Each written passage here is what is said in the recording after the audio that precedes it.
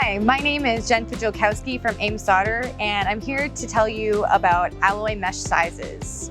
So in solder paste, you have alloy powder and solder flux, but the alloy powder can be classified per its size. So IPC, the organization which sets standards for our industry, says that there are several powder types which you can use. T3, T4, T5, T6. So as you increase the type number, you actually decrease the powder size.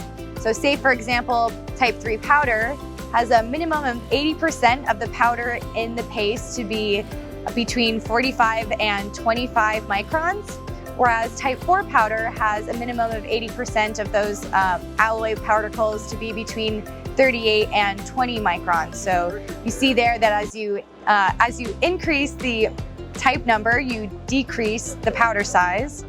And how you can determine which mesh size to use is you can use what's called the 5-ball rule.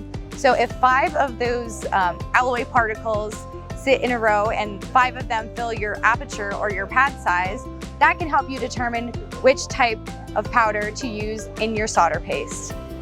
Thank you, and I hope you learned something today. Keep an eye out for future episodes of SMT terms and definitions, and be sure to visit smta.org's training page for valuable training content on numerous subjects. We'll see you again very soon. Thanks for watching.